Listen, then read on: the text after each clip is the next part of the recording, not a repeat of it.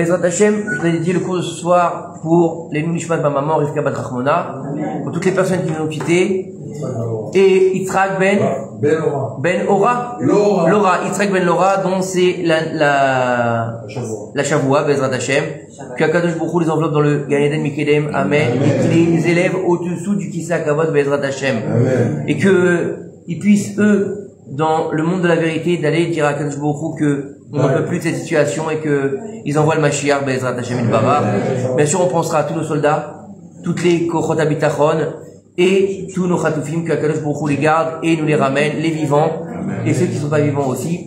Et ce soir, je voudrais aussi qu'on rende hommage à un grand de ce monde qui avait sa Iloula hier soir et aujourd'hui donc, en journée, le Rav Yosef Chaim Sitruk, Zichrono Livracha, qui est pour beaucoup d'entre nous un géant qui nous a sauvé la vie, qui a été pour moi, qui est encore pour moi un mentor.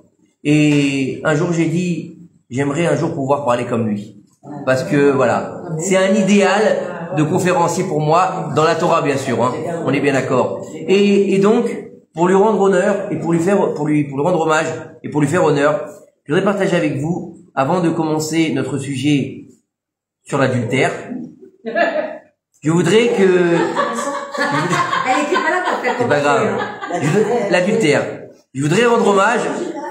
Betty, je t'ai dit que j'ai plus de limites maintenant. Je vais dans des sujets qui sont pas traités en général. D'accord. En tout cas, je voudrais rendre hommage au Rav Yosef Chaim Sitruk Zichrono Livracha. Hier soir, en rentrant de Jérusalem, j'écoutais un cours sur justement Rosh Hashanah. Et il dit, qu'est-ce que c'est que cette lignane de passer un an? Alors quoi, on est passé de 5785, on va passer en 5786. C'est quoi? C'est un lien de rajouter juste un chiffre, changer, vieillir, parce que forcément, on va vieillir. Alors déjà, il a souhaité quelque chose que je trouve extraordinaire. Il a dit, je souhaite de vieillir avec une âme d'enfant. Pour ne jamais avoir à vieillir. Que votre âme n'ait pas de rides. Que votre âme, il a dit, laissez le corps vieillir, parce que ça sert à rien de faire du botox. Mais en tout cas, que votre âme n'ait aucune ride. Il a dit comme ça et j'ai trouvé ça magnifique. En tout cas, il va expliquer quelque chose d'extraordinaire. Il va expliquer que avant Shavuot et avant Rosh Hashanah, on va lire deux parachiotes qui sont les deux parachiotes les majeurs qui sont en rapport avec les malédictions. Avant Shavuot, on va lire la paracha de Bechukotai, où là-bas il y a 49 malédictions. Et on va lire avant Rosh Hashanah la paracha de Kitavo qu'on a vu Shabbat dernier, où il y a 98 malédictions. Alors il dit, à quoi ça sert? Pourquoi on veut avoir des malédictions? Est-ce qu'on veut recevoir des malédictions avant Rosh Hashanah? Alors il va expliquer que il y a un ossar qu'on va dire à la fin. Salut aussi, il y a de la place hein, si tu veux venir, on a besoin de minyan. Oui. Il va nous dire comme ça, il va nous dire il y a un ossar qu'on va dire toutes les années, juste à la fête, quand on va rentrer à Rosh Hashanah, que l'année qui s'écoule se termine avec ses malédictions et qu'elle commence avec ses bénédictions. Et il dit c'est exactement ce qu'on va vivre quand on va lire la paracha de Kitavo et lorsqu'on va lire la paracha la paracha de Bechukotai. Pourquoi? Parce que c'est deux niveaux qui vont nous amener à Matan Torah.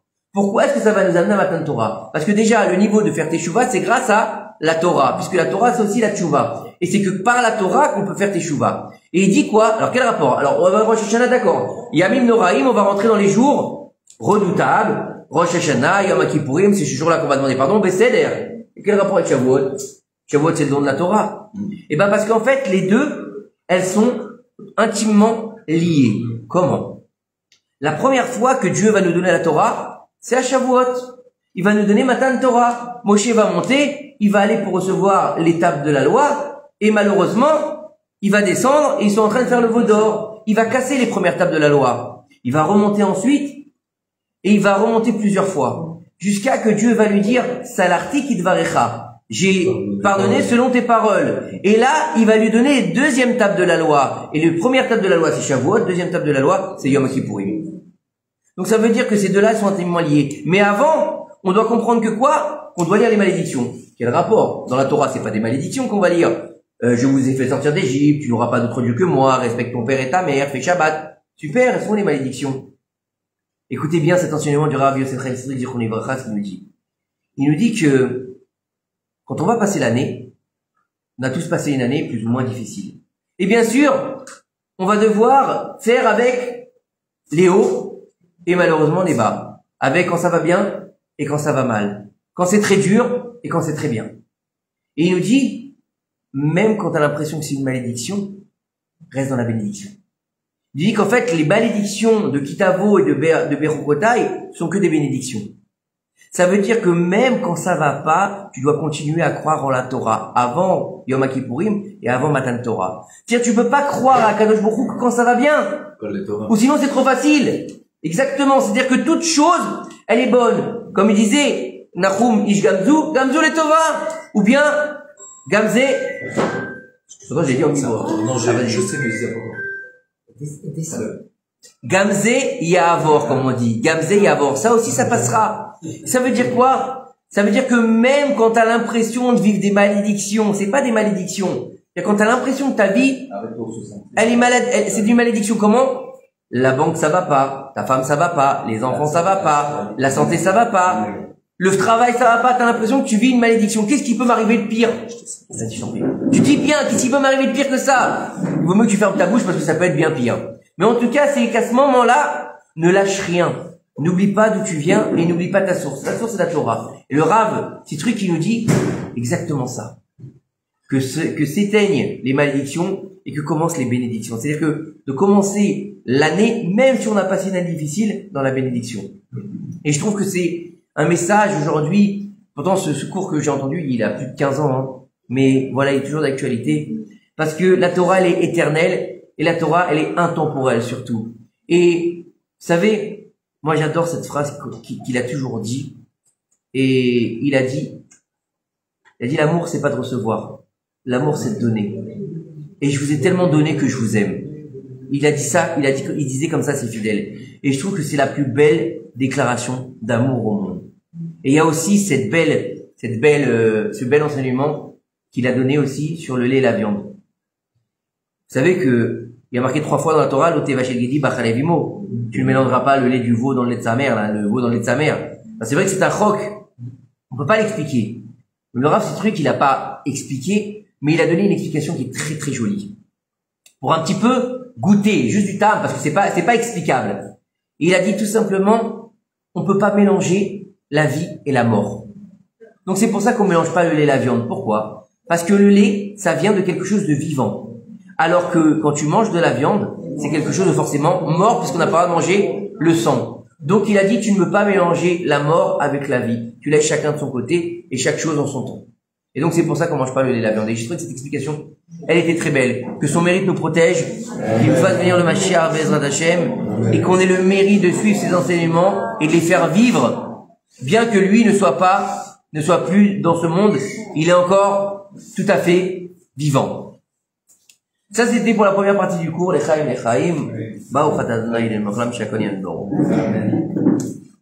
Alors, comme on a l'habitude ces dernières semaines, de tirer notre enseignement du Tzror HaChaim, du Rav Seror, qui est un Talmid Chacham Atzum, faut le dire, vous savez, faut pas avoir honte de dire que les personnes dont on étudie les textes sont plus grands que soi. Faut avoir l'humilité de dire, bah oui, il étudie, il s'est donné, il nous a sorti des livres incroyables, il faut lui redonner ses lettres de noblesse. Et ça, pour tous les rabbinim. Et même quand on n'aime pas forcément la personne, des fois on n'a pas d'atome crochet avec un rabbin. Mais des fois on va tomber sur un livre de lui, extraordinaire. Et ben faut le dire.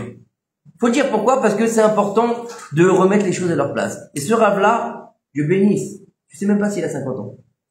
On va le connaître? Non, il veut pas. Il veut pas, c'est quelqu'un qui veut rester tranquille. Il me l'a demandé, je veux rester tranquille. J'ai eu la chance de le rencontrer, Baruch Hashem. Il veut rester tranquille. Le Rav, c'est vrai, celui qui a écrit le Tzror HaChaim, ce livre-là. D'accord? On s'en fout. C'est pas important. C'est pas important. Il est juif. Et c'est un Talmid Chacham Atzum. Et il nous a légué, il vient de sortir ce livre-là, de Devarim. Et dans la paracha de la semaine, il va apporter un enseignement de la paracha sur la Chassidoute et la Kabbalah. D'accord? Il rapporte souvent les écrits du Harizal, donc le Hari Kadosh, c'est quand même celui qui a commencé à beaucoup plus ouvrir la Kabbalah au monde par rapport à Rabbi Shimon Bar Yochai qui était à un niveau beaucoup plus haut. Et il va nous amener un enseignement sur la paracha, donc la paracha qu'on vient de lire, la paracha de Kitavo. Et il nous dit dans la paracha qu'il y a marqué comme ça. Écoutez, il nous dit, maudit l'homme qui fera une image sculptée, une idole de métal. Ce sera une abomination aux yeux de l'Éternel. Vous connaissez ce fameux mot Toeba, d'accord, qui a donné ce nom-là en arabe, la Toeba, les homosexuels. Hein, parce que ça aussi c'est une abomination aux yeux d'Akadosh Baruch Hu. Vous savez ça ou pas? L'homosexualité est une abomination aux yeux d'Akadosh Baruch Hu. Comme ça c'est marqué dans la Torah, comme la zoophilie aussi, d'accord, et comme beaucoup d'autres choses qu'on a vues dans la paracha. Et en fait il nous dit, c'est une action de tes mains et regardez, de l'artisan qui la placera en secret. Écoutez bien les mots traduits en français. De l'artisan qui la placera en secret. Et bien sûr, tout le peuple va répondre Amen. Donc on est maudit. On est dans une des malédictions de la paracha de Kitavo. Arour, Aish, Asher, Yaseh, Pesel. D'accord? Là, on va parler d'idolâtrie. Et on a parlé tout à l'heure d'adultère. Quel rapport avec l'idolâtrie? Il nous dit, et on a parlé de Masechat Toeva, donc comme un masque d'abomination. Bizarre. Alors écoutez bien. Rabbi Yehuda ben Nachmani, il va nous enseigner que, en fait, dans ce verset, on va nous parler de quoi? On va nous parler de ceux ou celles. Ça, c'est important. Parce que l'adultère n'est pas que masculin. Il peut être aussi féminin. Surtout dans l'époque où on vit. C'est-à-dire qu'aujourd'hui, à l'époque, il y a, je parle trop fort, ça résonne un peu. C'est vrai qu'il y a une vingtaine d'années, une trentaine d'années, en général, les femmes, c'était moins connu qu'elles sortaient pour être des femmes adultères. C'était des cas isolés. Ouais, c'était bien. Aujourd'hui, ah bah bien sûr que c'était bien. Aujourd'hui, elles étaient bien. Aujourd'hui, c'est beaucoup moins isolé malheureusement. Aujourd'hui, malheureusement, c'est beaucoup moins isolé. Ça s'est libéré. Je sais pas si ça s'est libéré ou ça s'est dégradé plutôt, moi je dirais. Oui. Ça s'est plus dégradé que libéré. C'est vrai que il y a 20 ans, tu voyais pas d'homosexuels s'embrasser dans la rue. Aujourd'hui, on est fiers de faire des chars et d'être à moitié nus et de mimer des positions érotiques. On n'aurait jamais vu ça il y a 20 ans. En général, même au Marais, pourtant c'était l'endroit des homosexuels, ils rasaient les murs. D'accord? Il n'y avait pas de choses comme ça. Aujourd'hui, c'est devenu courant. Et même, c'est la normalité. Le fait d'être un homme normal, d'avoir une femme, un enfant, c'est plus normal. Le fameux triangle, papa, maman et bébé, n'existe plus. Mais nous, il faut qu'on le garde. Pourquoi? Parce qu'on est un peuple triangulaire. On doit être toujours dans notre triangle, nous les juifs. D'accord? Le 3, il se répète à l'infini chez nous. Dans la Torah, dans les patriarches, dans les matriarches, dans les enseignements, tout, il est dans le 3. D'accord? Faut pas l'oublier, nous on est un triangle.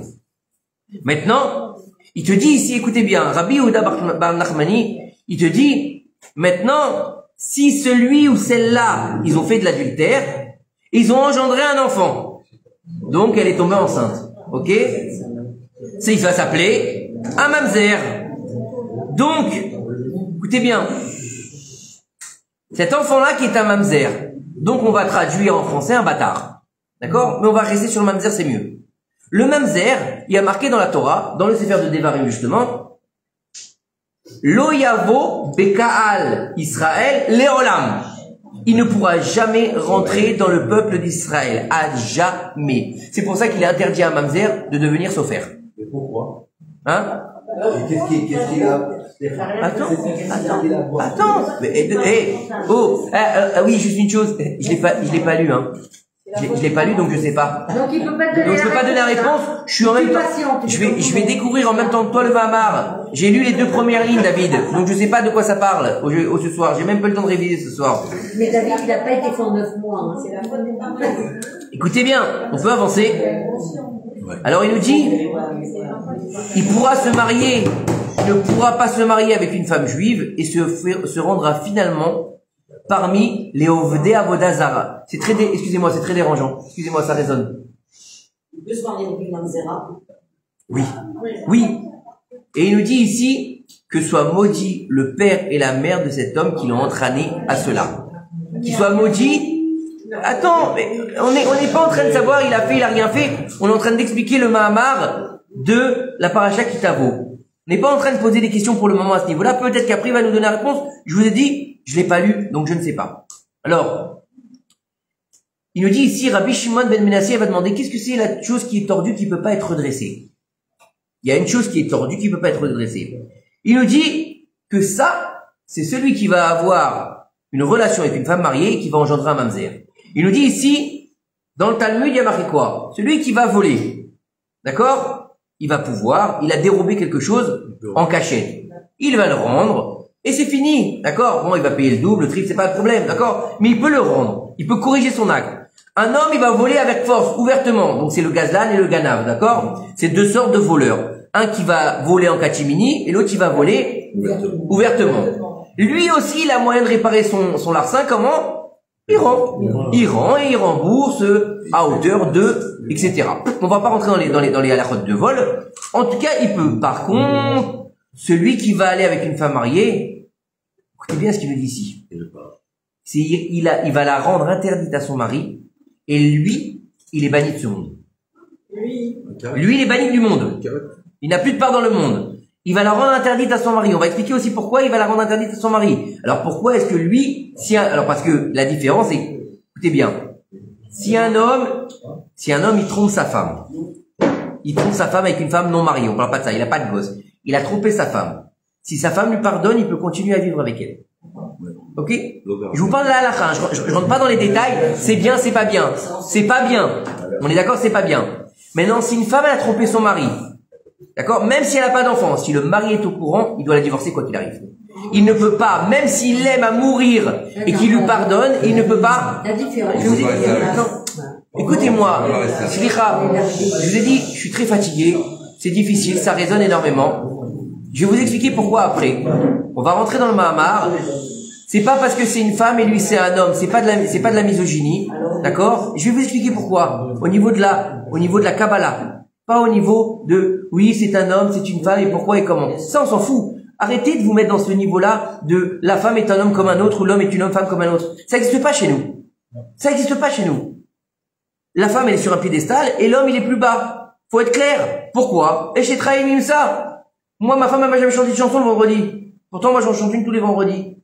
Derrière un grand homme, il y a toujours une grande femme. Et qu'est-ce qu'il y a marqué dans la Gemara? Isha Bona, Isha Oreset. Il n'y a pas marqué un homme, il construit, un homme, il détruit. Il y a marqué Isha Bona, Isha Oreset. Donc la femme, elle est plus forte que l'homme. Et c'est Kenegdo. Contre lui. Contre même. Oui. Contre ou face. Donc ça dépend de la femme. Donc encore quoi qu'il arrive, faut être clair.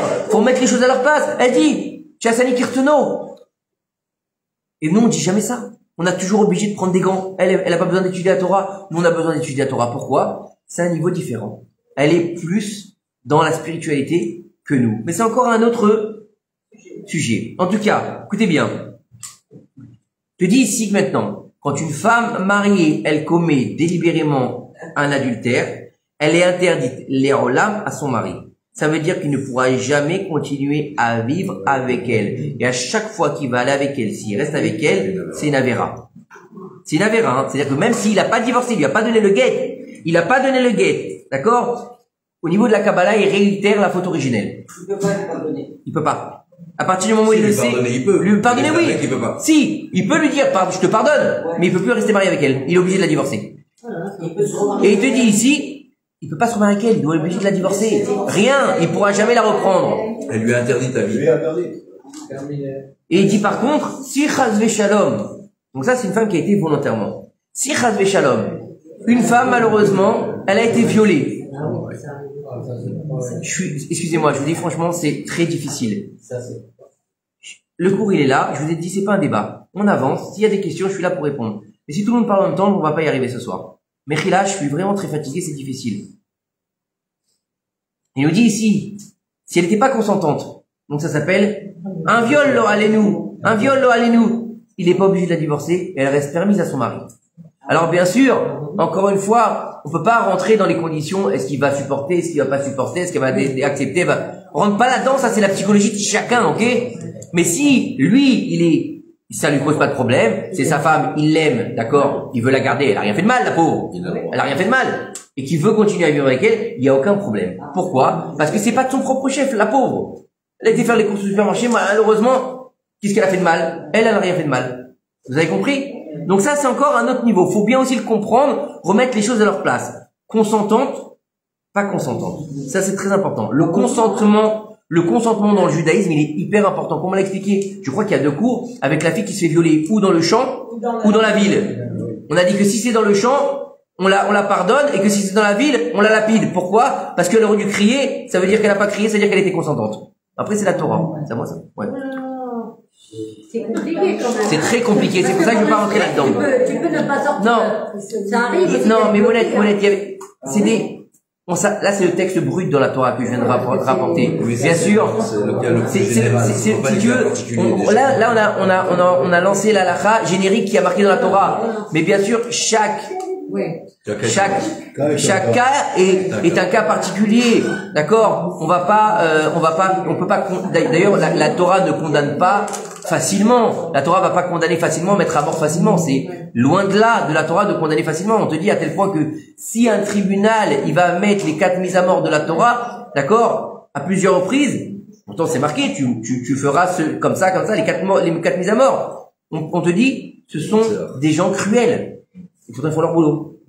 La Torah ne cherche pas la cruauté. Elle ne veut pas ressembler à Esav. Alors maintenant, écoutez bien. Je dis ici, l'adultère, il est extrêmement grave. Et il contient de multiples conséquences halachiques. Et le prix d'une réparation d'un adultère, très élevé. Quel est le statut d'adultère pour l'homme et quel est le statut d'adultère pour la femme? Est-ce qu'il est différent? Et est-ce qu'il est différent s'il y a engendrement ou s'il n'y a pas engendrement? Et comment est-ce qu'on peut faire teshuva là-dessus? Donc la question, est-ce que si c'est juste un adultère, juste, d'accord, c'est un adultère, on va dire une histoire d'un soir. Elle n'est pas tombée enceinte, il n'y a pas de papa, il n'y a pas de maman, il n'y a rien. Une aventure, ok? Elle n'est pas tombée enceinte. Maintenant, la même chose, elle tombe enceinte. Est-ce que c'est la même chose ou pas? On va parler, on va regarder. Dans l'absolu, c'est sûr que dans l'absolu, déjà, on va avoir un mamzer. Donc c'est déjà plus compliqué. D'accord? Alors bien sûr, n'oubliez pas une chose. Quand on est en train d'étudier, ce qu'on est en train d'étudier, c'est que la femme, elle est mariée. Un adultère d'un homme qui va avec une femme célibataire, d'accord? C'est un adultère, certes, puisqu'il est marié. Ok? Mais c'est pas la même chose. Ok? Puisque, quelque part, à l'époque, c'était une façon de l'épouser. D'accord? Donc, c'est un adultère, mais pas au même niveau qu'on est en train de parler. Ok? Mais nous, on est sur quel sujet? La femme est mariée. Ok? Donc, on va faire la parenthèse, on est bien d'accord, tout le monde a compris? On est là-dessus.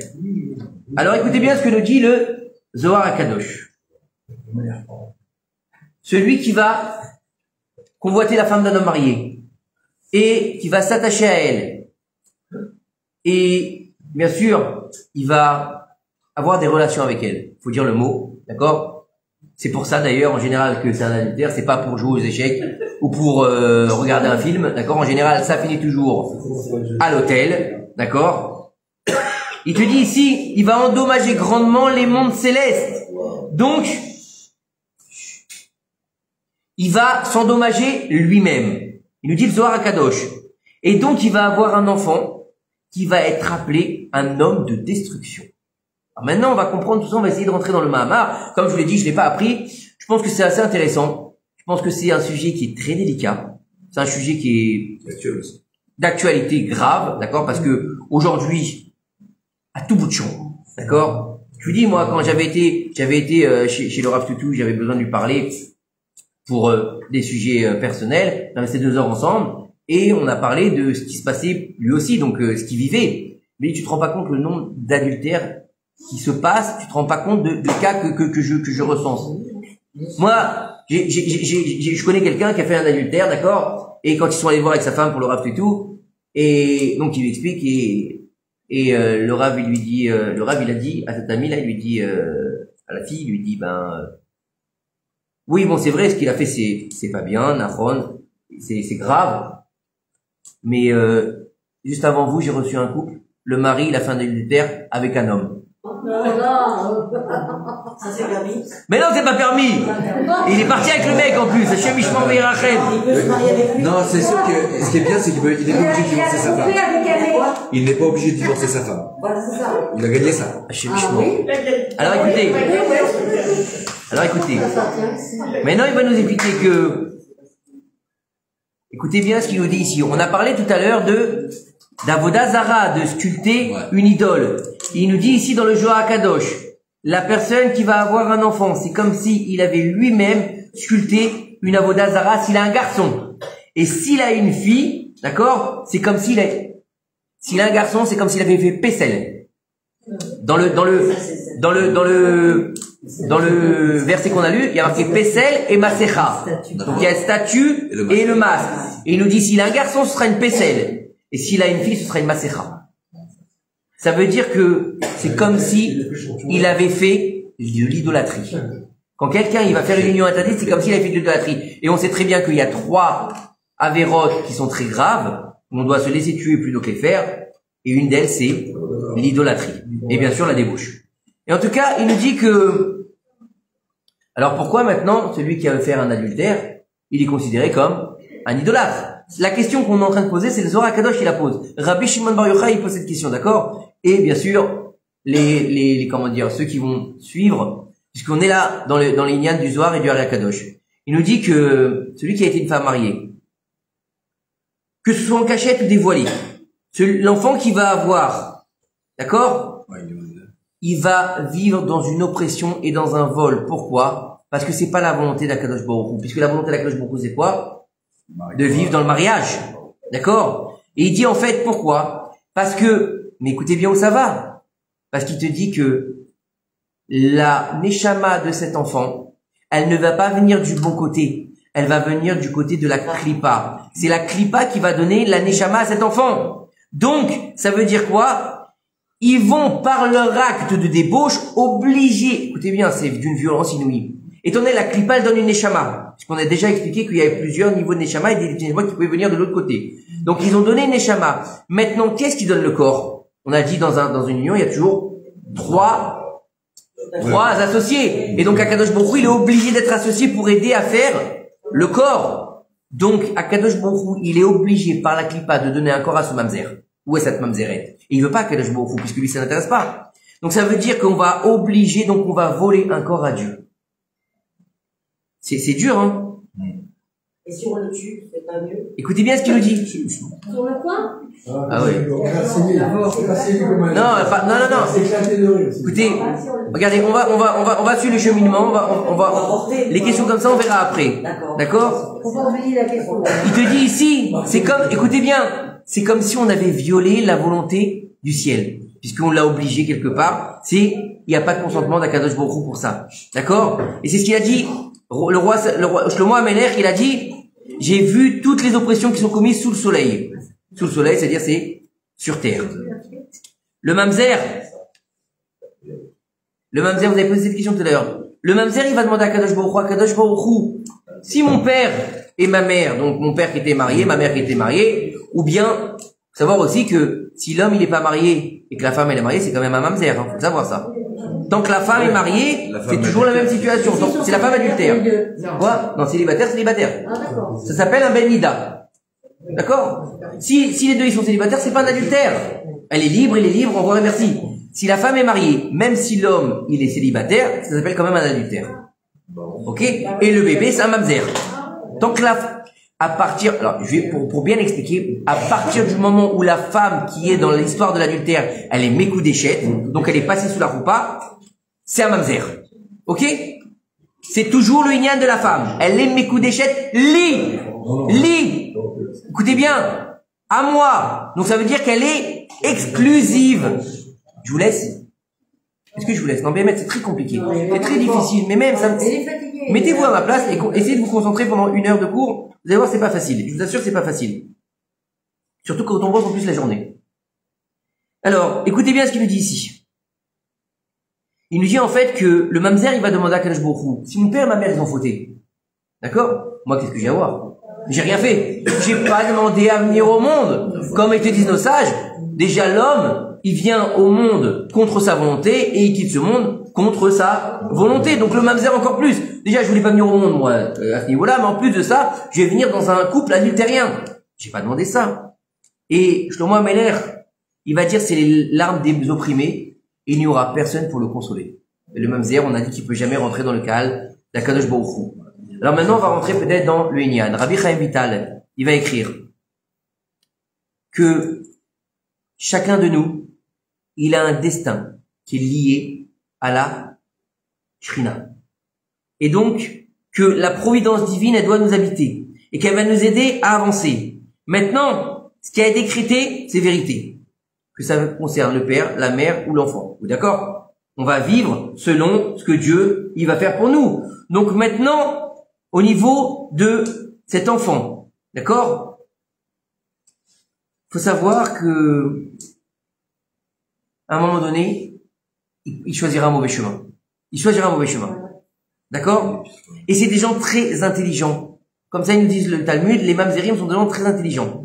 D'accord? Et en fait, on a un inyan de transgression là dans Nachon, et on sait très bien qu'on a, lorsqu'il y a une transgression, ou quand il y a une faute, ou quand il y a un... On me dit c'est très dur d'écouter, vous voyez? C'est derrière la caméra. Quand tu as un inyan de condamnation, il faut toujours, quand il y a un coupable, qu'il y ait un intermédiaire qui va faire là, qui va être le messager du problème, on est d'accord? Donc c'est ce qu'on va venir faire dans ce inyan-là avec le mamzer. Alors, il nous dit une chose ici. Est-ce que celui qui est coupable d'adultère, il a une part au monde futur? On sait très bien que le but de la vie, c'est quoi? C'est le monde futur. D'accord? C'est une mauvaise traduction. C'est une mauvaise traduction. Olam Abba, c'est pas le monde futur. Parce que sinon on aurait dit Olam chez Yavo. Futur. Abba, c'est du présent. Alors le Rav Yoel Ben Arouche explique quelque chose d'extraordinaire au niveau du Olam Abba. Il dit que le Olam Abba, c'est dévoiler le Aleph dans un monde de bêtes. Le Aleph, il n'existe pas dans la Torah. Bereshit bara, ça commence par Bereshit. Ça commence pas par un Aleph, ça commence par un bête. Avant le bête, il y a quoi? Il y a le Aleph. Il est où le Aleph? C'est Echad. Hashem Echad ou Shmo Echad. Tu peux pas dévoiler le Aleph. Comment tu vas dévoiler le Aleph? À partir du moment où tu vas lier le père avec le fils. Ça fait Av. Et le A, il va engendrer Bara. Bara, c'est quoi? Bar A. Il a créé le Aleph. Il a été créé par le Aleph. Donc ça veut dire quoi? Ça veut dire que l'Olam Abba, c'est ici. Dans le monde de la matérialité, c'est Olam Hazé. Dans le monde de la spiritualité, c'est Olam Abba. Vous avez compris? Il y a un téléphone qui vibre. Alors, je sais pas. On s'en fout. Akadosh Baruch Hu. Ah, mais il a raison. Donc on a dit qu'il va y avoir une condamnation par rapport à ce mamzer, ce bébé-là qui n'a rien à voir, qui n'a rien fait. Mais bien sûr qu'on parle d'une femme juive. Mais non, on parle d'une femme juive. On parle d'une femme juive qui est Mekoudéchet aussi. On l'a expliqué tout à l'heure, elle est Mekoudéchet. Une femme non juive, elle n'est pas Mekoudéchet. Alors écoutez bien. Le sage, ils vont nous dire que celui qui va aller avoir un rapport avec une femme mariée, il doit être étranglé. Mort par strangulation. D'accord? Pour pouvoir avoir part au monde futur. C'est violent quand même. Hein? Donc, pour pouvoir avoir part au monde futur. Et maintenant, dans un autre endroit du Talmud, il va nous dire, il va non seulement, il va être banni du monde, il va la rendre interdite les olam à son mari. Déjà, c'est un niveau de punition qui est assez violent, je trouve. C'est que l'homme qui est interdit, la femme aussi. L'homme, il est banni du monde. La femme, elle est interdite à jamais à son mari. Ok? Donc maintenant, On est tranquille là, on est très à la fin. donc en fait, quand on marque qu'il est banni du monde, de quel monde on parle? Est-ce qu'il va avoir droit à un monde futur? Il va passer par les Guinéens, il va pas passer par les Guinéens? C'est encore d'autres niveaux. Moi, C'est un... on est tranquille là, on est pas la famille. J'ai dit qu'on étranglait l'homme. On est ici. Maintenant, attendez, je vous explique ce qu'on dit, je vous explique Non, ce mais les que, questions, on va les poser à la je vous fin. explique ce qu'est en train de dire le Rav. C'est-à-dire que pour pouvoir avoir part au monde futur, il doit passer par la strangulation. Ok? Là, il nous parle même pas de tchouva pour le moment. Il nous a même pas parlé du tchouva. Parce que, quel tchouva tu peux faire? Qu'est-ce qu'il a dit tout à l'heure? Il y a quelque chose qui ne peut pas être redressé. Et c'est l'adultère. Donc maintenant, il va nous dire que, ici, au niveau de la punition, aujourd'hui, il n'y a plus de Beddin qui va donner les 4 morts. Donc les 4 morts qui sont du Beddin, qui sont la lapidation, la strangulation, le feu et l'épée. D'accord? Aujourd'hui, il n'y a plus de beth din qui sont capables de donner ce genre de peine, qui s'appelle les peines capitales. D'accord? Vous allez voir que dans la prière de Yom Kippourim, on va lire ces 4 peines là-bas, à plusieurs reprises. Mais c'est remplacé par quoi? Alors, j'arrive. Tiens, vous prenez le train avant le bus, 2 petites secondes. Et il te dit ici que aujourd'hui, on peut plus faire ça. Donc, même s'il fait teshuva, il devra passer par là. Et s'il fait pas teshuva, il aura jamais non, il sera banni Léolam. Il est obligé de faire teshuva et en plus de recevoir ça. Alors comment il va pouvoir faire ça? Aujourd'hui, qu'il n'y a plus que ça, eh ben, il va lui dire quelqu'un qui doit passer par ce genre de mort, d'accord, pour payer sa dette aujourd'hui, étant donné qu'il n'y a plus le bet din. Donc, ça va être effacé par les voies naturelles. C'est quoi les voies naturelles? L'or allez-nous, il va se noyer par exemple. Il va se noyer, il se noie, il va s'étouffer, et donc c'est comme si c'était une strangulation. D'accord? Ou la femme adultère va lui faire un poisson, il va mal l'avaler, voilà. La femme, on n'a pas dit comment elle avait le poisson là-bas. Attendez, on n'a pas fini encore. Il est long le mamar, il est long le mamar. plus compliqué. Alors il nous dit ici que, donc on se convient de dire, s'il se repent, il aura le parle au lama. Il se repent, il fait une teshuva. Déjà il va la quitter, c'est la première chose. Ensuite il va demander pardon sur ses fautes, il va s'engager à plus recommencer, il va pas aller avec une autre aussi, tant qu'à faire. Donc c'est ça la teshuva.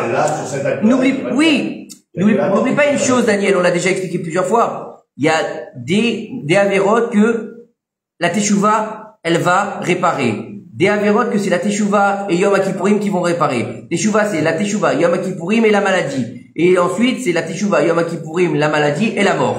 D'accord? Et là, c'est peut-être une mort violente. Ok? À quel niveau? Je sais pas. Ok? En tout cas, Maïmonide, Rabbi Moshe Ben Maïmon, il va dire dans la halakha. D'accord? Il y a 3 transgressions qui vont être remboursées par l'homme dans le monde d'en bas. D'accord? Il n'aura pas pour le monde futur, qui s'appelle le meurtre, la débauche et l'idolâtrie. Le meurtre, la débauche, l'idolâtrie, retenez bien. C'est les 3 interdits où c'est les plus graves. Et il nous dit ici maintenant, il y en a un autre, il y en a un 4e, le lashon hara. Pourquoi? Parce qu'il est équivalent des 3 fautes capitales. Donc, Maïmonide, qu'est-ce qu'il va nous dire ici? Il nous dit que par rapport à l'adultère, c'est un cas de débauche. Mais on a aussi dit tout à l'heure que c'était un cas d'idolâtrie. Donc on va dans les deux. Et c'est aussi un cas de meurtre, quelque part. Ah oui, parce qu'il est coupable de mort. Exactement. Et tu vas l'amener à la mort. Exactement. Vous avez compris? Donc il y a les 3 interdits dans cette grande faute. Et aussi, il y a la mort, puisque, étant donné que c'est une femme qui lui est interdite, c'est la semence en vain, donc c'est la mort. Il a versé le sang d'Aaron, comme disent nos sages. Donc, il y a 3 interdits qui se réunissent dans l'adultère. Donc, on a dit, si c'est un enfant, si c'est un garçon, c'est une pécelle. Si c'est une fille, c'est masecha. Ensuite, il fait de la débauche. Ensuite, il fait de l'idolâtrie. Et il faut aussi le meurtre. Xira. C'est beaucoup quand même, tout ça, hein. Tout ça pour 5 minutes de plaisir, hein. Hashem Ishmor Ve'Yirachem. Faut dire les choses comme elles sont. Aujourd'hui, moi je pense que c'est vrai qu'on n'a pas l'habitude de faire ce genre de cours et ça dérange toujours, les gens ils n'ont pas envie d'entendre, mais Mechila, messieurs, Mechila. Mais au bout d'un moment, il faut mettre un peu les gens face à leur travers. Pourquoi? Parce que j'ai écouté il y a quelque temps, il y avait un interview sur Ganem, il s'appelle. Ganem, c'est qui? Ganem, c'est le premier call center francophone qui a ouvert en Israël. Il s'appelle Advancia, il me semble. Il est à Jérusalem. D'accord? Ganem. Ok? Ganem, donc c'est quelqu'un, Baruch Hashem, il a réussi. Il a un très grand call center. Baruch Hashem. Et qu'est-ce qu'il faisait? Il faisait venir des rabbanim dans son call center toutes les semaines pour donner des cours de Torah. Et lui-même, il dit, écoutez bien, il dit un jour, je fais venir un rav, après le cours, le rav, il me dit, ce serait bien que tu sépares les hommes et les femmes. Ça risque d'avoir des problèmes d'adultère. Elle lui dit, bah, tu sais, c'est compliqué. Bon, je vais voir ce que je peux faire. Tu sais comment tu dis, quand le Rav il te dit, tu dis, c'est ce que je peux faire. 2 jours après, il y a un de ses employés qui vient le voir et lui dit, tu sais, il faut faire quelque chose parce que celui-là et celle-là, ils sont en train de machin et ils ont prévu d'aller à l'hôtel demain. Et les deux, ils sont mariés. Oui, parce que c'était le copain de l'homme en question. C'était le copain de l'homme en question. Mais il a entendu qu'il allait avoir adultère, que ça allait risquer de détruire de famille. Il a été prévenir son patron. Et ils ont fait en sorte que ils ont réussi à arranger le truc. Maintenant, une semaine après, une femme qui est pas mariée, donc une célibataire, qui chauffe un homme marié. Et ils sont sur le point de tomber. Galem, il a dit, tu sais quoi? On arrête tout. Et jusqu'à aujourd'hui, hein, c'est que tous ces call centers, toutes ces équipes sont non mixtes. D'un côté les hommes, de l'autre côté les femmes. Et il dit, il a encore plus de bracha qu'avant. C'est évident. Donc, Rabbi Yehuda Chassid, il a enseigné, il nous dit que celui qui commet des grandes fautes, qui ont des conséquences permanentes, comme celui qui fait un adultère, la conséquence c'est le mamzer. Il subira les fruits de sa faute. Il subira des souffrances et il souffrira tout au long de sa vie sur terre.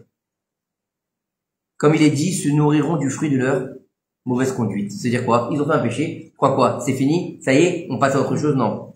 Tu vas devoir vivre les Essourim dans ta chair. D'accord? Et tu vas devoir en plus rectifier le tir après pour faire tes teshuvah dans le monde à venir. Rabbi Yehuda, il nous dit ici que la conséquence de sa transgression, c'est les souffrances. C'est-à-dire qu'il va pas être laissé tranquille par Akadosh Baruch Hu, d'accord? Et la réparation, elle sera pas suffisante. C'est-à-dire qu'il va devoir dans sa chair vivre sa teshuvah. C'était ça ta question tout à l'heure. Dans sa chair, il va devoir expier sa faute, d'accord? Pour pouvoir ensuite faire la réparation dans le monde futur. Le Ben Ishraï Akadosh, il nous dit, tout celui qui va faire une faute, qui va entraîner d'autres personnes dans un adultère, forcément, on est au moins 2 à s'entraîner, d'accord? D'accord? Là, on parle surtout d'enfants, là, je pense. Hein? Là, je pense qu'on parle surtout d'enfants, là, parce que les deux font une faute. Non, on parle des parents. Là, non, là, on parle des parents, là, on parle des parents. Là, on parle des parents. D'accord. On parle des parents, il te dit, ils font un Chilul Hashem. Ça s'inscrit dans une notion de Chilul Hashem. Et donc là, dans cette faute-là, étant donné que c'est un jeu de séduction quelque part, oui ou non, un adultère c'est quoi? Un jeu de séduction. Donc en fait, ils sont considérés chacun comme avoir fait fauter l'autre. Qui c'est qui a commencé? Qui c'est qui a envie? Qui c'est quoi? Qui c'est qui veut le premier pas? On sait pas. Donc la femme, c'est comme si qu'elle avait forcé l'homme à se transgresser, et l'homme, c'est comme si qu'il avait forcé la femme à transgresser. Donc quelque part, tu fais transgresser l'autre. Donc c'est quelqu'un qui est un comment on dit, mechatet arabim, quelqu'un qui fait fauter les autres. Alors maintenant, qu'est-ce qu'on a dit tout à l'heure? Est-ce que la transgression, elle est quand il y a un enfant ou quand il n'y a pas d'enfant? C'est quand même différent. Ouais. Et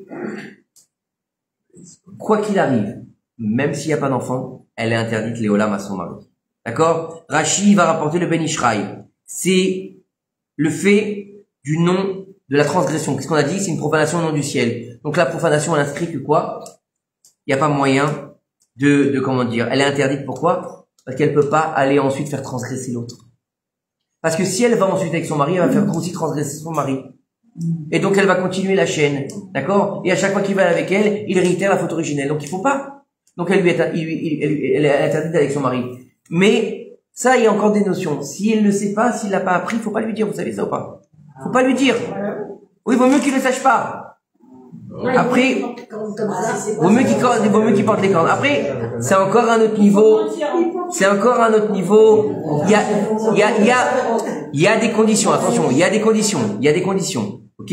Mais en tout cas, ne sois pas. Moi, j'avais appris ça à l'époque où j'allais au collège avec Shlomo. C'est après que tu sois parti. Moi, tu sais, j'ai continué puisque j'ai passé ma Smart Sofroute là-bas. Et un jour, ils ont fait venir le Rosh Hamoatsa de l'adultère du Beddin, Arashi d'Israël. D'accord? Parce qu'il faut savoir qu'en Israël, il y a une marlaka de l'adultère.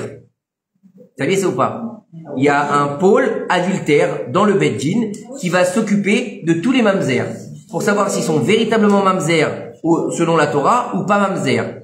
Et ils vont faire des dossiers de fous pour pouvoir savoir s'il y a moyen de casser les kiddushim. Pourquoi? Si le kiddushim, l'autofsim, il n'est pas marié, donc il n'y a pas d'adultère. C'est sûr, c'est un benida, c'est sûr, c'est ce que vous voulez, mais c'est pas un adultère, donc c'est pas mamzer. Quand tu veux te marier, tu vas vérifier le régime des mamzerés. Non, mais en général, il y a marqué quand tu dois te marier, tu dois vérifier le yachas de la belle famille. Toujours. Il y a marqué, c'est important. Ah oui, tu te renseignes. Vous vous rendez pas compte les questions qu'ils posent dans les shidduchim, ils posent des questions sérieuses. Et ils font attention. Et des fois, si un frère il est un peu tordu, pourquoi le frère il est tordu? Parce qu'on dit que l'enfant il ressemble au tonton. Hein? Faut faire attention à ça aussi. Bien sûr, c'est des questions qui se posent. D'accord? Et te disent, est-ce que les questions, il y a des maladies? Il y a des maladies, il y a des choses qui sont dans l'ADN, héréditaires ou pas, faut savoir, non. Elle est jolie, elle a des beaux yeux, elle me plaît bien. Ça y est. Ton père il a de l'oseille. Il y a la voiture, il va me la prêter le samedi soir. Allez, on se marie. Non, c'est pas ça. Il pose des vraies questions. Des vraies questions. C'est ça le mariage. Alors, regardez ce qu'il nous dit ici. Écoutez bien. Écoutez bien le témoignage de Rabbi Yehuda Petaya Zichrono Livracha. Un jour, il y a une âme qui était condamnée au kafakela. Elle est rentrée dans le corps d'un homme vivant. Lorsque Rabbi Yehuda, ça c'est très grave, hein, qu'une âme elle se colle à un corps vivant, c'est terrifiant. C'est le dibouk. Le dibouk. Rabbi Yehuda, il a été interrogé, il dit pourquoi est-ce que tu as un tel décret? Pourquoi est-ce que tu es dans le kafakela et pourquoi tu dois rentrer dans l'homme? Kafakela, c'est les amérantes. C'est les amérantes. Elles sont pas dans ce monde-ci. Elles sont pas dans le monde supérieur, elles ont pas de Guéinam, elles ont pas de Gan Eden, elles sont errantes. 9 lettres. Oui, c'est une punition. On va pas nourrir ce soir. Écoutez bien ce qu'il lui dit ici. L'âme, quoi? Les âmes errantes, c'est-à-dire que après la mort, il y a plusieurs niveaux. D'accord? Quand on parle du Guéinam, on va traduire vulgairement l'enfer, c'est déjà bien d'y aller. Si on va en enfer, on est content. D'accord? Si on va au paradis, c'est encore mieux. Après quel paradis, il y en a encore plusieurs. C'est pour ça qu'on fait des prières. Voilà. Et mais il y a aussi un autre niveau qui s'appelle Kafakela. Kafakela, c'est quoi? L'entre-deux mondes. T'es pas dans ce monde, t'es pas dans l'autre monde, t'es une âme errante. Ok? Alors il te dit ici, là, elle va répondre à Rabbi Yehuda Taya. Écoutez bien ce qu'elle veut lui dire. J'ai jamais fauté. Une seule fois, je suis tombé dans un adultère. Et, malheureusement, elle est tombée enceinte. D'accord? Ça fait 15 ans. Écoutez bien ce qu'elle dit là, à Rabbi Yehuda Taya. On peut pas remettre en cause Rabbi Yehuda Taya Zichrono Livracha. D'accord? Ça fait 15 ans qu'à cause de cette faute, je subis kafakela. Et je sais pas encore combien de temps il me reste pour pardonner et pour pouvoir entrer minimum au Guéinam. Rabbi, il nous dit, mais regardez ça. D'accord? Que c'est un truc de fou. 15 ans après. Il nous dit que puisque la femme, elle est vivante, elle a encore des relations avec son mari qui n'est pas au courant. Écoutez bien. Chaque fois, non. Une femme qui a été adultérienne, le mari n'est pas au courant. D'accord? Et qu'elle est interdite. D'accord? Chaque fois qu'il a eu une relation, c'est une relation interdite. Chaque fois qu'il aura une relation avec une femme, c'est une relation interdite. Et chaque relation que le mari il aura avec sa femme, la punition de celui qui a transgressé avec elle s'allongera. Elle s'allongera. D'accord? Donc ça veut dire qu'elle peut perdurer jusqu'à la mort de la femme. Imaginez Hachem Ishmor. Imaginez Hachem Ishmor. Un type, il a eu un adultère avec une femme de 20 ans. Ok? Ils ont eu un enfant ensemble. Et malheureusement, il a eu un accident, il meurt, ce type-là. Parce qu'on a dit, il doit payer dans sa chaîne. Il meurt. D'accord? Et elle, Dieu bénisse, elle vit jusqu'à 80 ans. Et Dieu bénisse, c'est Brigitte Bardot, elle a une santé de fer. D'accord? Et son mari, c'est Popeye. Dieu bénisse. Combien de temps il va souffrir, le pauvre? Hein? C'est pas mieux de le dire. On va voir ça. D'accord? Que non. Et après que la femme... Ce que tu dis, ne le dis pas, c'est l'angoisse. Et il te dit, regarde, seulement, écoutez bien, seulement après que la femme va mourir, après une période précise, on pourra définir la fin de la punition. Waouh. Et il lui dit, Rabbi Yehuda il lui dit, mais t'as jamais fait teshuva? Et l'âme va lui dire non. J'avais tellement honte de dire ça à un Rav pour qu'il m'aide à faire teshuva que j'ai jamais fait mon tikkun. Là, regardez jusqu'où ça peut amener la honte.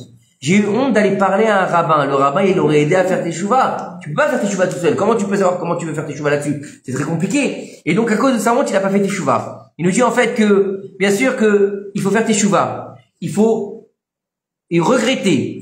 Il faut faire aussi un tikkun.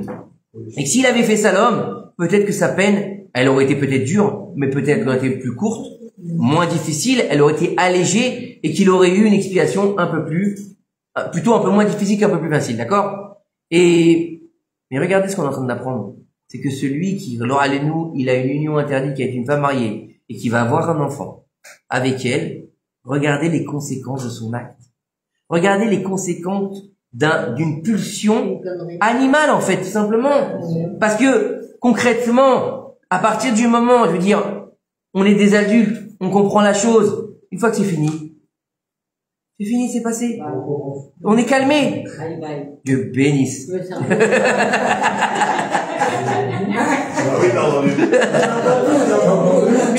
Tu me donneras ton secret, hein.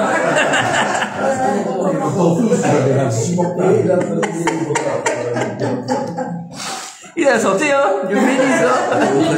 Alva, elle est nous, hein, Bezrat Hashem.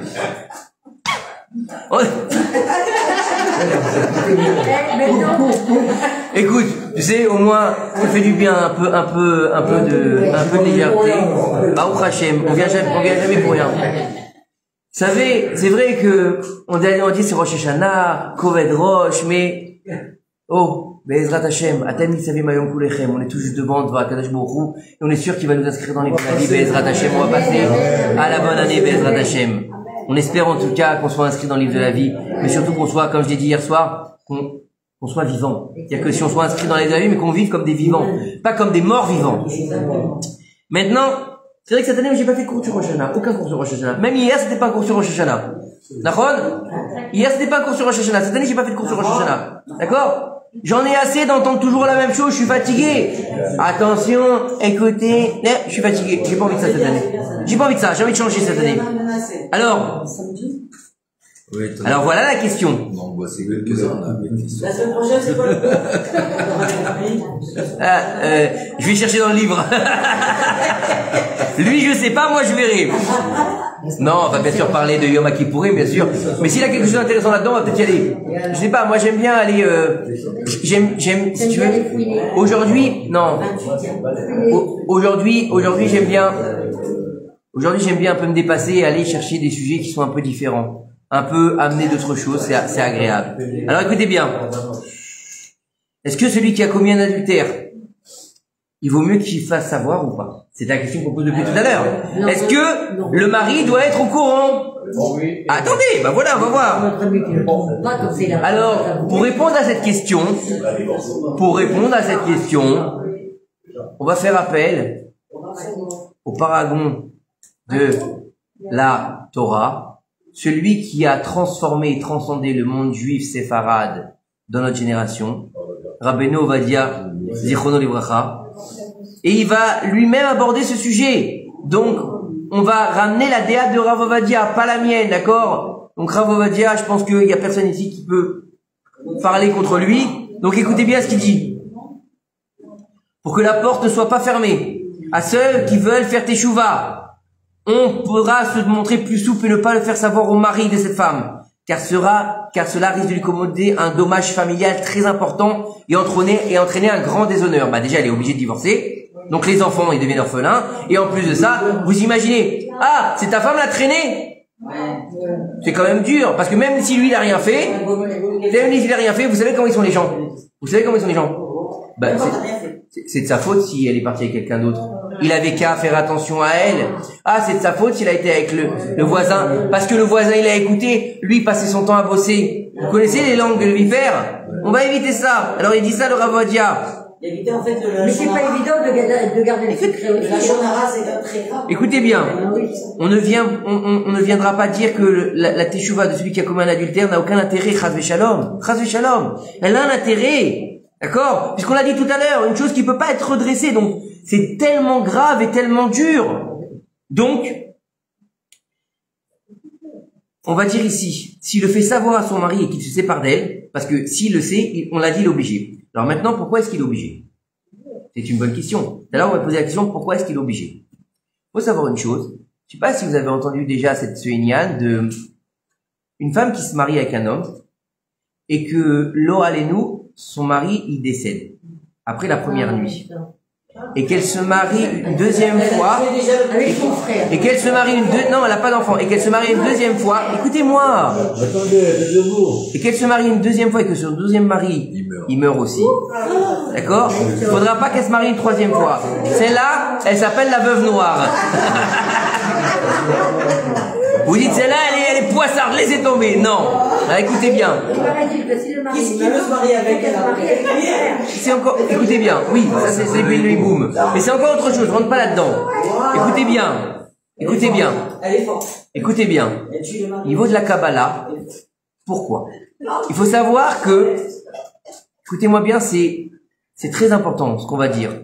Il faut savoir que l'intimité d'une femme, c'est pas simplement un organe reproducteur. C'est une matrice de vie. C'est un endroit qui donne la vie et qui peut aussi donner la mort. Pourquoi est-ce qu'il peut donner la mort? Parce qu'il s'appelle aussi le kever. Pourquoi il s'appelle le kever? Parce qu'en fait, à partir du moment où l'enfant est né, il commence à mourir. Oui ou non? Et il sort d'où? Du kever. Donc il sort d'une fosse pour entrer dans une autre fosse. Ça veut dire quoi? Ça veut dire que maintenant, la pnimiout de la femme, d'accord, l'intériorité à l'intérieur, il va dire le mari, Ariat Mekudeshet Li. Maintenant, tu m'es exclusive. Donc si tu vas avec quelqu'un d'autre, la matrice ne m'appartient plus. Donc je ne peux plus vivre dans ta matrice. Donc si je vais avec toi dans ta matrice, je meurs. Vous comprenez? Elle devient à la place d'une matrice de vie une matrice de mort. C'est pour ça qu'il est obligé de la divorcer. Vous avez compris? Et pourquoi un homme non? Parce qu'un homme, c'est extérieur, et un homme, il va dire li. L'homme, il dit pas ani mekudeshet la. Il dit pas ça. Areat mekudeshet li. Parce que la femme, elle est pnimiout. C'est toute l'intériorité de la femme qui devient pas la chose de l'homme, chas v'shalom. C'est pas du tout ça. C'est-à-dire que la matrice de la femme devient quelque part la bague de l'homme. Vous avez compris? Je vous fais pas de dessin. C'est ça l'alliance. C'est ça l'alliance. Qu'est-ce qu'on met dans le doigt? Une alliance. Mais cherchez un peu plus. Cherchez un peu plus. Comment on appelle ça? Une alliance en hébreu. Une alliance en hébreu, ça s'appelle comment? Non. Ça s'appelle Brit. Ah, Brit. L'alliance, ça s'appelle Brit. Et la Brit, eh ben justement, et l'alliance, et l'alliance, elle est dans la Brit, justement. Puisque comment est-ce que tu valides un mariage? Et excusez-moi, c'est la halakha, comment est-ce que tu valides un mariage? Avec Bia. Avec leur relation. S'il n'y a pas Bia, le mariage, il est pas validé. Donc, t'as l'alliance. Il y a trois façons. Nahon. Au jour d'aujourd'hui, non. Il y a Ketouba. Et après la Ketouba, pour valider la Ketouba, tu dois avoir Bia. Si t'as pas fait Bia, la Ketouba n'est pas finie. C'est pas encore fini. C'est pour ça qu'il y a des nians. Si la femme, si la femme, elle est vierge, si la femme, elle est pas vierge, si la femme, elle est divorcée, si la femme, elle est, veuve. Il y a des jours où tu n'as pas le droit de l'épouser. Parce que par rapport au Shabbat, tu peux pas faire un kinyan, tu peux faire un kinyan. Il y a plein d'alakhot derrière. D'accord? C'est pour ça que je vous dis c'est une alliance. Donc l'alliance, vous avez compris, c'est dans l'intimité de l'homme par son alliance avec la femme. Ok? Puisque ça s'appelle là-bas la brite. Ok? Maintenant écoutez bien, on continue. Alors, d'accord. Alors écoutez bien, le dommage, s'il le fait savoir à son mari qu'il se sépare d'elle, le dommage ne pourra jamais être réparé. D'accord? La faute se viendra toujours dans une mémoire. Et la femme, donc, elle ne pourra jamais se remettre avec lui. C'est comme si elle avait vécu avec un deuxième mari. Il nous dit ici, écoutez bien. Certains décisionnaires vont dire, s'il n'y a pas eu de témoin, étant donné, même si elle a fauté, écoutez bien, même s'il y a adultère et s'il n'y a pas de témoin, d'accord? Vous savez ce qu'il nous dit ici, certains rabbanim, elle n'est pas interdite à son mari. C'est comme si on met ça de côté pour pas détruire une famille, un honneur, et n'oubliez pas, attendez, parce qu'on va détruire le mari. Mais imaginez les enfants. Qu'est-ce qu'on va leur dire? Parce que les enfants, déjà les parents ça parle, mais les enfants aussi ça écoute. D'accord? Ta mère c'est une? Vous avez compris? Hein, oui ou non? Par rapport à ce que tu as dit tout à l'heure, elle n'est pas interdite. C'est-à-dire, elle n'est pas interdite à ton mari. Pourtant, l'autre. Attends. L'autre, il va pas tout faire. Attends, regarde ce que j'ai dit. S'il n'y a pas de témoin, certains décisionnaires, écoutez bien ce que j'ai dit, certains décisionnaires, il nous dit ici, ça ressemble à celui qui s'émerge dans un mikvé avec un quoi? Avec un être rampant dans la main. D'accord? Imaginez, tu prends un serpent et tu vas te tremper dans le mikvé. C'est dégueulasse, d'accord? Pourtant, ça c'est tamé, d'accord? Eh ben, maintenant, il te dit ici que la teshuva, elle pourra être acceptée comme la tvila. Comme la tvila dans le mikvé. Pourtant, il a un rampant dans la main. Il a une faute dans la main quelque part. Il te dit en fait, la conviction, écoutez bien ce qu'il nous dit. La conviction du mari, puisque lui, il sait pas. Et il est dans un amour, il continue d'être. Donc, il pourra en fait faire la réparation de sa femme. Elle sera pas interdite. Elle sera pas interdite. S'il n'y a pas de témoin, attention, s'il y a un témoin, on sait que c'est une femme qui est légère, elle a été avec ça, et on sait, on l'a vu. Là, il peut pas dire je savais pas. Non, lui c'est un cheval, il a dit je vois rien, j'entends pas, j'ai rien dit. C'est un singe. On n'est pas là-dedans. On n'est pas là-dedans du tout. On a dit s'il n'y a pas de témoin. Et c'est certains décisionnaires. Ok? Et celui qui a fait la faute, donc l'homme de l'autre côté, pas le mari. Comment on appelle ça? L'amant. C'est beau. Le français c'est beau. La parole, je trouve que amant c'est plus joli que mari, moi, dans la langue française. Non, vous trouvez pas? Parce qu'en fait, ça vient de... Mari, ça fait un peu kick quand même. Amant, ça fait mi amor, je te kiffe.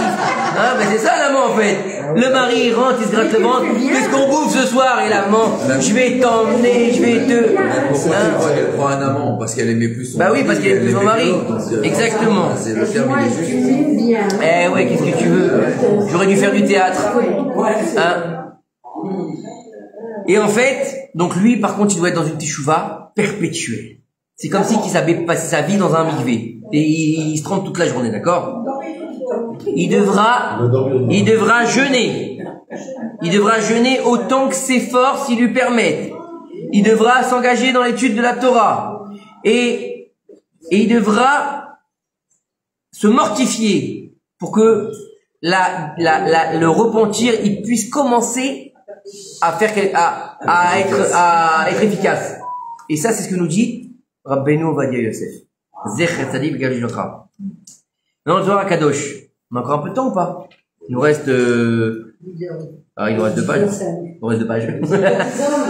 Alors, le Zohar Kadosh, il nous dit que il est très grave. Elle est très grave cette faute. Pourquoi? Parce que c'est un des 10 commandements. Il y a marqué, tu ne convoiteras pas la femme de ton voisin. D'accord? Et en fait, il nous dit que, écoutez bien, maintenant on va plus loin. C'est dommage parce qu'on perd l'essentiel. Parce que on est en train de parler d'un cas très important, d'un sujet très important, et on est en train de passer à côté de quelque chose là. Il nous dit ici que, dans la Seret HaDiberot, ce commandement-là, il est relié à la sphira de la Malchut, la royauté, la dernière sphira, la 7e sphira. D'accord? Et il nous dit, et elle est le réceptacle, la sphira de la Malchut, des 6 sphirotes qui sont au-dessus d'elle, pour recevoir l'émanation des 9 sphirotes pour arriver à la 10e, puisque c'est la dernière en fait. C'est 6 sphères, 7 sphères dans ce monde-là, non, c'est 6 sphères dans ce monde, une sphère dans le monde futur, et 3 sphères dans le monde futur, pardon. Olam Haba, c'est 3 sphères maîtresses. 6 sphères dans notre monde, qui s'appellent Chesed, Yevura, Tiferet, Od, Netzach, Veyesod, c'est les 6 sphères. Donc, qui sont Abraham, Yitzhak, Yaakov, Moshe, Aaron et Yosef. Et la dernière sphère, donc, qui fait venir le Mashiach, qui s'appelle Malchut, David Amelech. Celle-là, c'est la dernière, elle n'est pas dedans. Donc, on va avoir 6 sphères, plus les 3 sphères maîtresses qui s'appellent Keter, Chochma, Bina, qui vont illuminer la sphère de la Malchut. D'accord? lorsque il commet l'adultère par rapport à ce qu'on vient de dire au niveau des sphirotes, il transgresse toute la Torah. Vous avez compris? Mais il nous dit ici que il n'y a rien qui peut résister à la teshuva.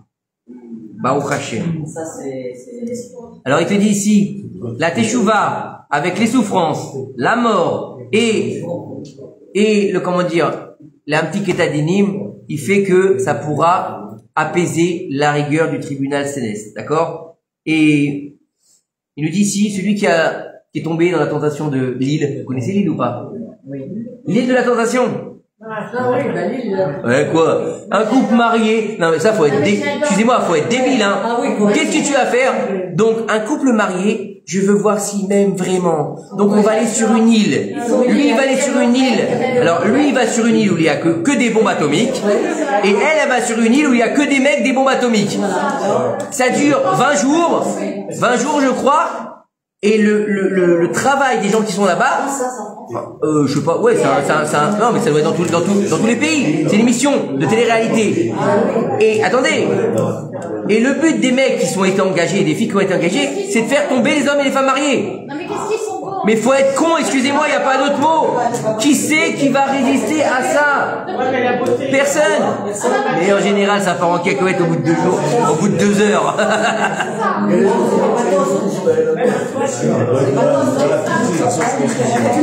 oui. Elle nous fait toute la salle, là. Ils veulent tous l'adresse de l'île.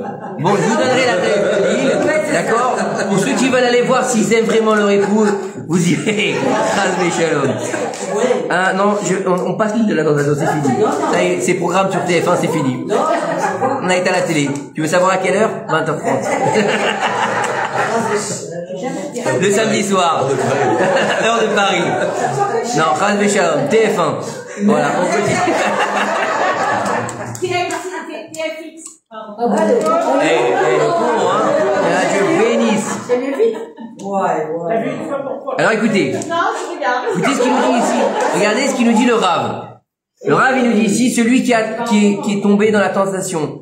La première chose déjà qu'il faut savoir, avoir en tête, c'est ne jamais juger une personne qui est tombée dans l'adultère. D'accord? Ne juge jamais ton prochain tant que tu n'es pas à sa place. D'accord? Parce que on sait pas, c'est pas forcément des gens qui cherchent la tentation. Des fois, malheureusement, ça va pas à la maison. Comment ça se passe souvent, d'accord? Tu vas pas à la maison, lui ça va pas à la maison, elle ça va pas à la maison. Ils sont tous les deux au travail, la machine à café, ils parlent de Torah, et elle rigole, et lui il trouve qu'elle a des beaux yeux, et c'est une mitzvah, elle est pas bien chez elle. Si je fais une mitzvah, je vais lui remonter le moral, imbécile. C'est ce que dit la Torah. Tu dois pas Ne fais pas beaucoup de tiroirs avec les femmes. Non, à part ça, non, c'est que... Mais des barrières. Non, que tu dois pas être insensible à la Ne joie pas de ton prochain. On continue. Je m'en fous d'Enrico, moi. Comment ça se fait? Bon, on va jamais finir. Hein. 2 options. La première, elle est, t'as fait ton histoire et tu vas jamais faire tes chouvas. D'accord? Donc, celui-là, il va avoir le halénou des maladies. Et il va être touché dans le membre où il a fauté. Donc, vous avez compris. Ce seront des maladies liées en bas. Ok? Pourquoi? Écoutez bien. C'est comme si que son cou il était entouré par le serpent de la faute originelle, d'accord? Et en fait, ça va finir par l'étouffer, l'étrangler jusqu'à qu'il meure. D'accord? Par contre, s'il fait teshuva, il a fait une bêtise, il aura pas cette maladie-là. Il aura des souffrances, mais il aura pas cette maladie. Par contre, lorsqu'il va mourir, il y a 300 anges qui vont le poursuivre. Et ils vont le présenter devant le Beit Din céleste. Et le roi des rois, il retirera, étant donné qu'il a fait du choix, il retirera le nœud du serpent de son cou. D'accord? Et il le laissera un peu respirer. Et donc, s'il peut respirer maintenant qu'on lui a ôté le serpent, d'accord, le serpent qui représente le mal et eu, etc., il aura le droit au monde futur. Parce qu'il aura déjà eu sa punition dans le monde des vivants, et aussi qu'il aura fait teshuva. D'accord? Celui qui se repent de tout son cœur, qui prend sur lui les souffrances, les tikkunim, comme il faut, d'accord? Eh ben, il évitera la punition du tribunal céleste. D'accord? Rabbi Chaim Vital, il va nous dire au nom du Hari Akadosh, que celui qui a fait adultère, donc on a dit tout à l'heure, il méritera la strangulation. Il devra se réincarner dans une meule. Pourquoi dans une meule? Et il devra moudre du blé avec de l'eau. Une meule, une meule, une meule. Ah, une meuleuse. Une meule, il dit.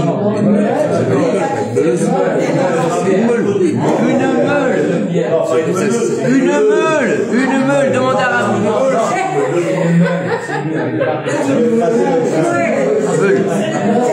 Mais tué, hein. Sérieusement, vous pouvez arrêter? Ne touche pas des mots bizarres. C'est la solution de ton problème, regarde. Il te dit ici, ils devront faire le tikkun de la meule.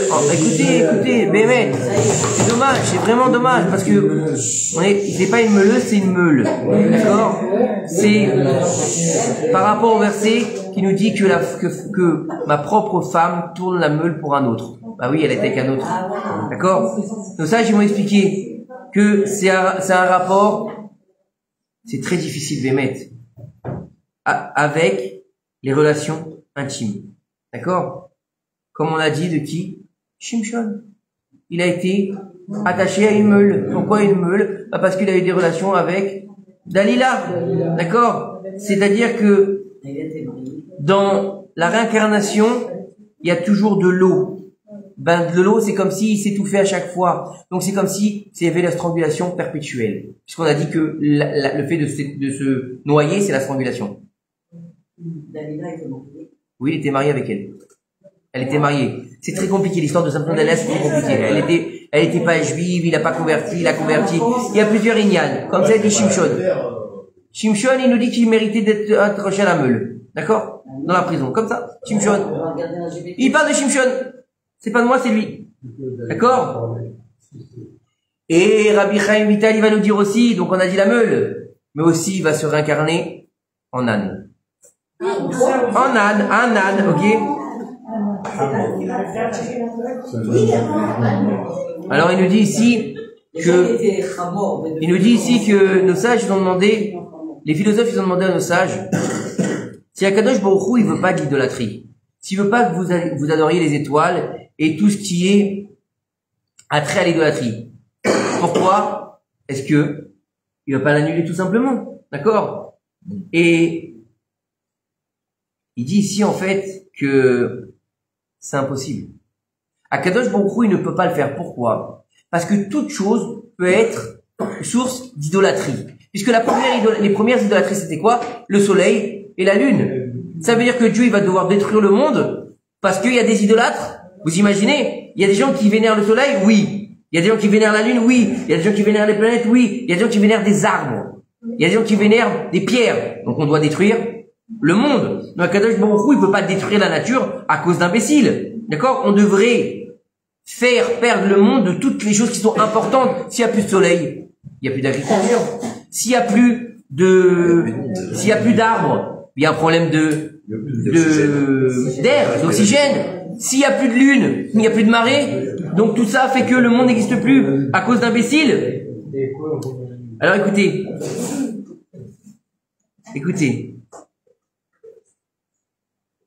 Il nous dit, eh ben c'est exactement comme ça avec l'adultère.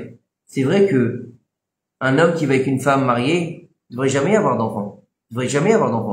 C'est pas puisque c'est un mamzer. Mais étant donné que le monde il est régi par les lois de la nature, forcément quand il y a un rapport intime, il peut y avoir enfant, qu'elle soit mariée ou qu'elle soit pas mariée. Et donc c'est à cause de gens comme les idolâtres qui se dégradent qui vont engendrer ce genre de choses. D'accord? C'est-à-dire que Resh Lakish va nous dire que Akadosh Baruch Hu, il va dire, non seulement les Rechaïm, ils essaient de corrompre le rocher, mais en plus, ils m'imposent d'être leur associé, comme on l'a dit tout à l'heure, contre mon gré. Il est associé là-dedans. C'est comme si, Dès qu'il y a une bah naissance. oui, on a dit la La naissance. naissance, elle est toujours Il dit ici, différente. c'est comme si, c'est comme si quelqu'un, il est payé pour faire des pièces à l'effigie du roi. D'accord? Son job, c'est quoi? Il doit faire les pièces à l'effigie du roi et ensuite il donne au trésor du roi. Mais lui, qu'est-ce qu'il fait? Il en met quelques-unes dans sa poche. Il les utilise. Il n'a pas le droit. Pourquoi?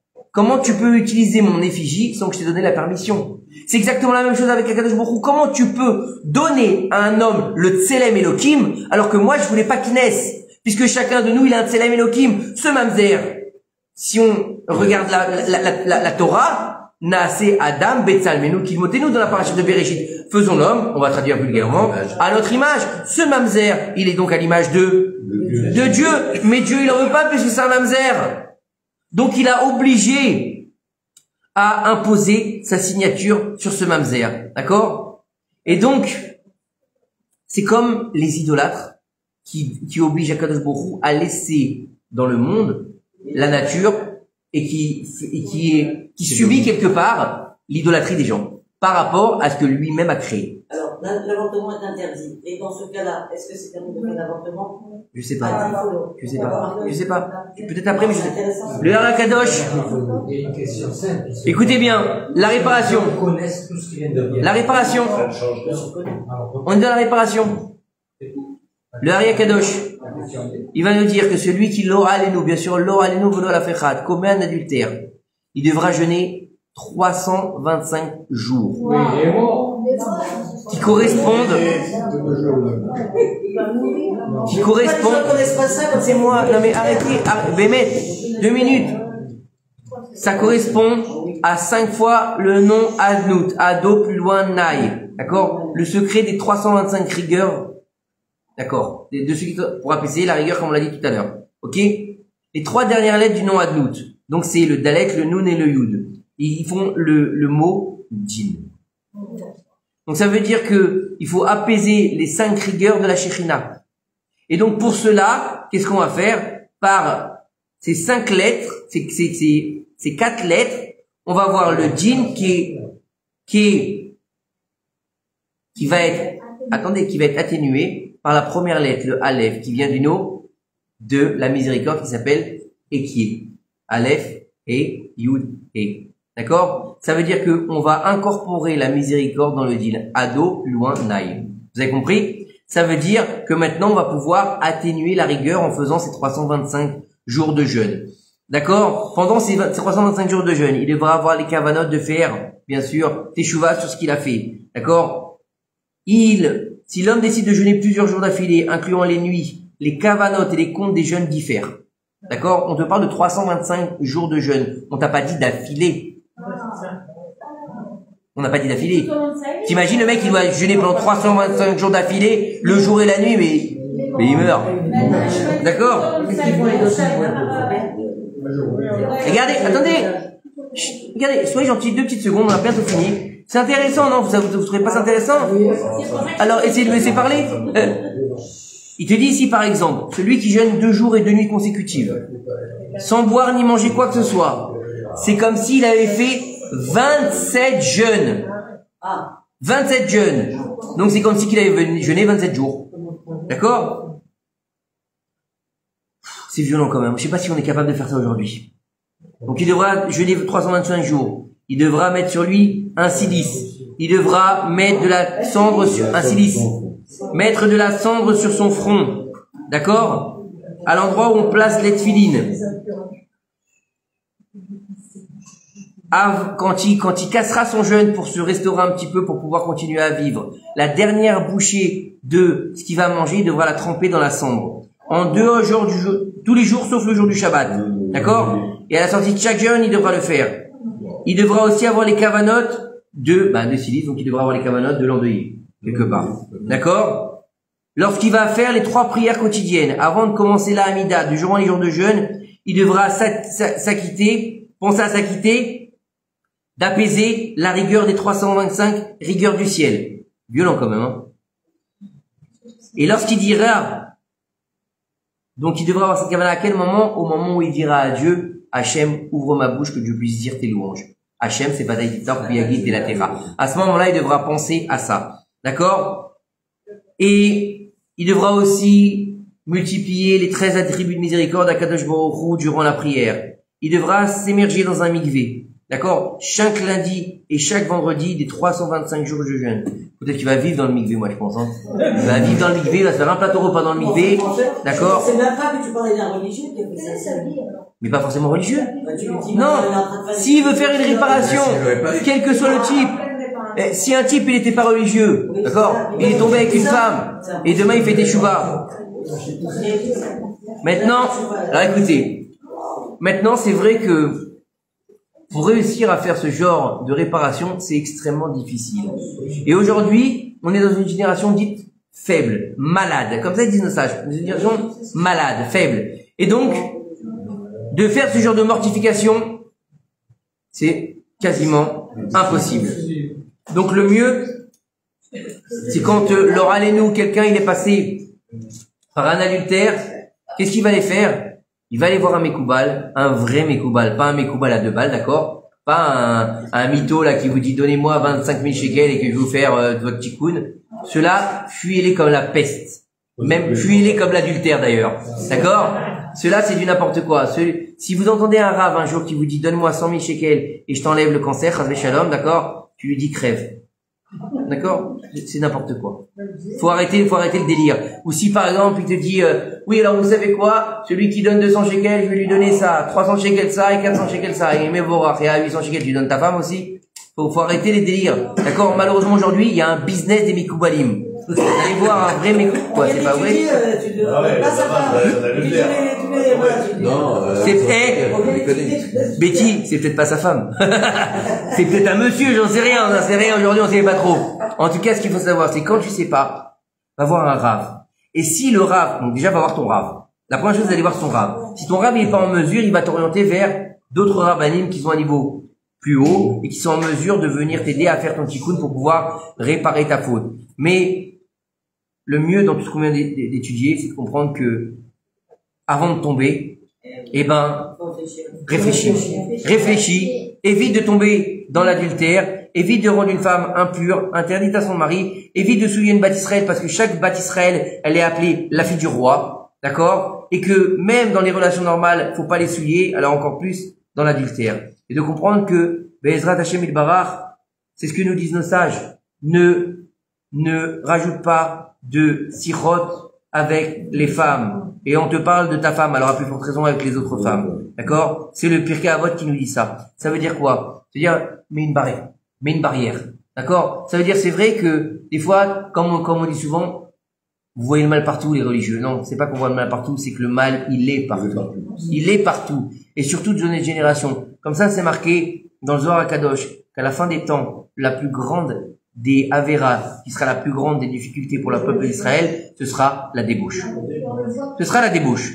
Donc c'est pour ça qu'aujourd'hui, pour éviter la débauche, mets une barrière. T'as une collègue, tu sais quoi? Je vous aime beaucoup, t'es très gentil, mais reste de ton côté, et moi je reste de mon côté. J'ai pas envie de détruire ma famille, parce que malheureusement, à partir d'un adultère, qu'est-ce qui se passe? Il va y avoir des enfants qui vont devenir orphelins du vivant de leurs parents. Pourquoi? Parce que souvent, qu'est-ce qui se passe? Si le père, si c'est le père qui a été avec une autre femme, au bout d'un moment, il va peut-être avoir honte d'aller chercher ses enfants. Donc, il ira plus les voir. Ils auront plus de père. Si c'est la mère, imaginez le père, d'accord? Il va faire que cracher sur sa femme, d'accord? Donc, qu'est-ce qui va se passer? Les enfants, ils vont voir leur mère comme une prostituée. Ils voudront plus voir leur mère. Donc, ils seront orphelins de maman. Donc, ils seront orphelins ou de maman ou de papa, alors que leurs parents sont vivants. Et ça, c'est très grave. Donc, avant de penser à nous et à notre plaisir égoïste, il faut surtout penser aux engendrements que ça peut faire, aussi bien pour nos propres enfants que pour le mamzer qui peut descendre là et qui, lui, malheureusement, n'aura jamais pas dans le clan d'Israël. Baruch Adonai Olam, Amen ve Amen.